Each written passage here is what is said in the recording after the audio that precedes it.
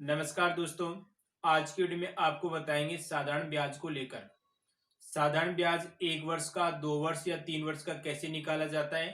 अगर वर्ष के साथ आपको माह मिलते हैं यानी महीने मिलते हैं, जैसे 1 वर्ष 3 माह, 1 वर्ष 8 माह मिल जाए तो उसका साधारण ब्याज आप कैसे निकालें, इस वीडियो में आपको पूरी जानकारी देंगे। तो चलिए दोस्तों, आज के वीडियो की शुरुआत करते हैं। हम बात कर रहे हैं साधारण ब्याज की। साधारण ब्याज, अब देखिए साधारण ब्याज का एक फॉर्मूला होता है, वो आपको याद करना है। तो आप ब्याज बराबर लिख सकते हैं मूलधन इंटू दर इंटू समय। ये हो जाएगा ब्याज, और बट्टा में आपको लगाना है 100, यानी ब्याज का ये हो जाएगा सूत्र।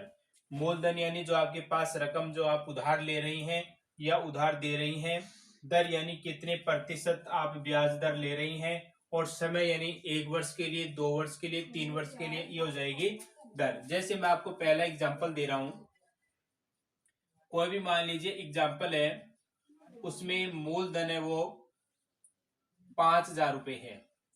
5,000 रुपए आपके पास मूलधन है और उसकी जो दर है वो 10% दर है, यानी सालाना 1 वर्ष में आपको 10% ब्याज दिया जाएगा। और समय की बात करें तो पहले मान लीजिए 2 वर्ष के लिए निकाल रहे हैं। 2 वर्ष के लिए तो देखिए आपके पास 3 मान है, मूलधन का मान है, दर है और समय है। इन तीनों को आपको इसके अंदर रखना है। तो देखिए मूलधन के पास आपके पास है 5,000, इंटू में क्या लगा दें, दर आपके पास है 10 और 10 लगा देंगे। इंटू में देखिए समय कितना है आपके पास, 2 वर्ष है, तो ये 2 लगा देंगे और बट्टा में 100 लिख देंगे। अब इसकी कैलकुलेशन करें तो आप 0 से ये 0 काट सकते हैं, 1 0 से ये 0 काट सकते हैं। तो देखिए आपके पास क्या बचे, 500 इंटू 2।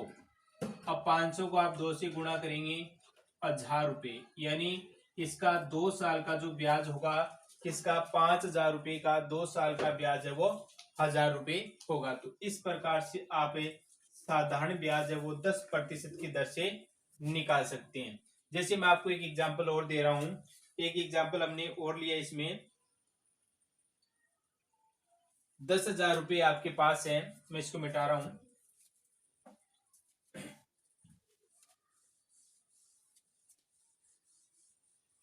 मान लीजिए कि जो मूलधन है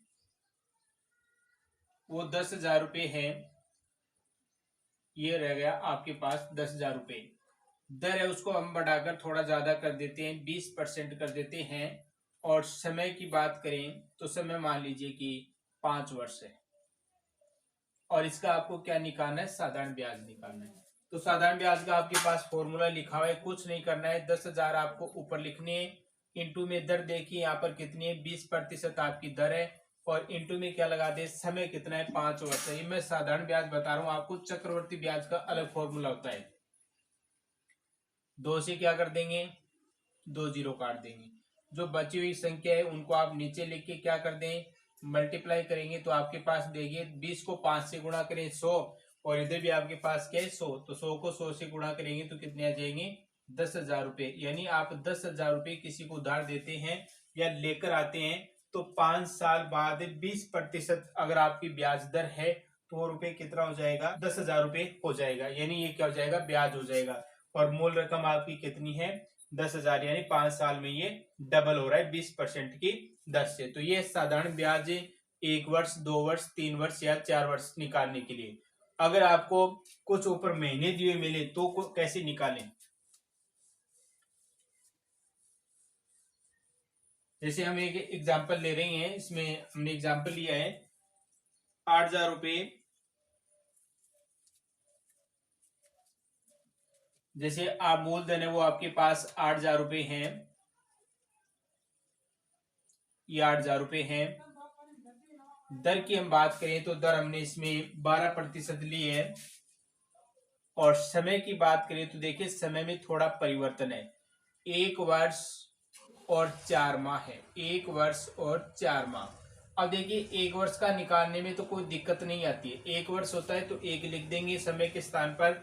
लेकिन 4 माह आ गया तो उसको आपको क्या करना पड़ेगा, जो 4 माह है उसको आपको वर्ष में चेंज करना पड़ेगा। तो समय को आप पहले चेंज कर लें। आप 1 का 1 लिख सकते हैं और 4 सही, यानी 1 वर्ष में कितने माह होते हैं? 12 माह होते हैं। तो आपको इसको 4/12 लिखना होगा और इसको आप 1 लिख सकते हैं और इसमें भाग दे 4 का 1 बार और इसमें भाग गया 3 बार। तो आप 1 सही 3 और इसकी कैलकुलेशन करें तो 3 को 1 से गुणा करें, 3 और 1 जोड़ देंगे तो 4/3 वर्ष। ये आपके पास अब समय आ गया। अब जो समय है उसके स्थान पर आपको क्या रखना है? 4/3 रखना है। तो मूलधन देखिए आपके पास क्या है? मूलधन है वो 8,000 रुपए है। इंटू में दर कितनी आपके पास? 12% है और इंटू में समय देखिए 4/3 है और पहले हमारे पास बट्टा में 100 लगे हुए सूत्र की सहायता से। अब क्या करें? 2 जीरो से क्या कर दें? 2 जीरो काट देंगे और 3 का भाग देखिए कहां पर जा रहा है? 3 का भाग इसमें जा रहा है। कितनी बार जा रहा है? 4 बार जा रहा है। तो इनको गुणा कर लें 8 इंटू 4 इंटू 4। इन सभी को गुणा करेंगे तो क्या आएगा आपके पास से? तो देखिए यहाँ पर आप 3 का भाग है 12 में देंगे, 4 बार चला गया है और जैसे आप 4 को 4 से गुणा करेंगे 16 और 16 को 8 से गुणा करेंगे तो 128 यानी 112 1,280 रुपए आपको ब्याज के रूप में देने होंगे। तो इस प्रकार आप इसका ब्याज निकाल सकते हैं। अगर आपको समय इस प्रकार से दिया हुआ है तो आप 1 का 1 लिखें और 4 माह को आप किस में चेंज करें? पहले महीने में, जो वर्ष में चेंज करें तो 4/12 यानी 1 वर्ष में 12 माह होते हैं।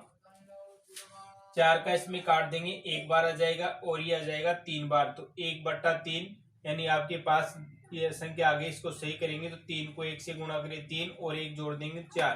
तो 4/3 तो ये हो गया समय में परिवर्तन। तो इस प्रकार आप इस सवाल को कर सकते हैं। चलिए एक एग्जाम्पल और लेते हैं। 6,000 रुपए 10% की दर से 1 वर्ष 6 माह के लिए लेते हैं। आपके पास जो मूल दर है वो 6,000 रुपए है।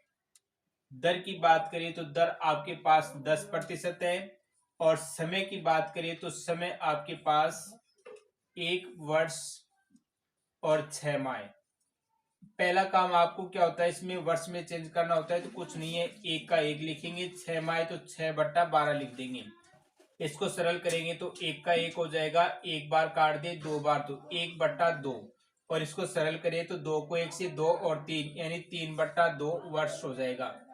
तो इस प्रकार आप ये समय निकाल सकते हैं। और सूत्र आपके पास दिया हुआ है तो उसकी कैलकुलेशन करें तो ये हो जाएगा 6,000 और देखिए दर आपके पास कितनी है? 10 है और इंटू समय 3/2 तो ये 3/2 और बट्टा में क्या रहेंगे? 100। 2 जीरो से 1 जीरो ये कट जाएगा, 1 जीरो ये कट जाएगा और देखिए इसका भाग इसमें दे 600 में तो क्या जाएंगे? 300 और 300 को आप कितने से गुणा कर ले? 3 से, तो आपके पास क्या आएगा? 900 रुपए। तो इस प्रकार आप ये ब्याज निकाल सकते हैं। अगर सिंपल वर्ष दिया हुआ है तो भी निकाल सकते हैं। अगर ऊपर माह दिए हुए तो कोई आपको दिक्कत होने वाली नहीं है। आप इस प्रकार से माह का निकाल सकते हैं। 6 माह, 9 माह, 8 माह होगा तो आप बट्टा में 12 लगा ले। अब अगली बात आती है हमारे, अगर आपको दिन दिए होते हैं कि इतने दिन है, 20 दिन है, 30 दिन है, तो उसका आप एक कैसे निकालें?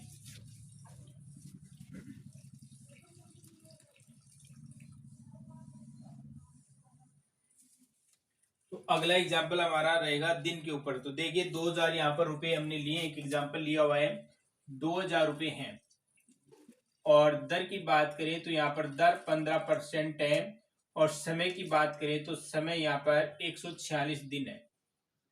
अब देखिए यहाँ पर न तो आपको वर्ष दिया हुआ है और न ही आपको यहाँ पर माह दिया। आपको क्या मिले? दिन मिले, यानी 146 आपको दिन का निकालना है। तो कुछ नहीं है, यहाँ पर आपको 146 दिन है तो उसको क्या चेंज करें? वर्ष में चेंज करें तो 146। तो ऊपर दिन दिया है तो आप नीचे भी दिन लिखें। अब आपको माह नहीं लिखना है। तो एक वर्ष में कितने दिन होते हैं? 365 दिन होते हैं। अब इसके आप कैलकुलेशन निकाल लीजिए। तो यहाँ पर आप देख सकते हैं कि मैं भाग दे रहा हूँ 73 का, तो भाग गया 2 बार और यहाँ पर भाग जा रहा है 5 बार। ये आ गई आपके पास कैलकुलेशन किस में? ये वर्ष में चेंज हो गया भाई, 2/5 वर्ष हो गए।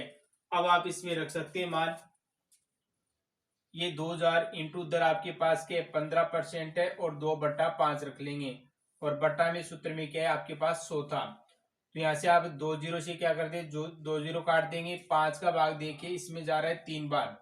अब आपके पास 20 इंटू 3 इंटू 2 बच गया, तो इसको क्या करें, मल्टीप्लाई करें, 20 को 3 से गुणा करें, 60 को 2 से गुणा करेंगे, 120 रुपए।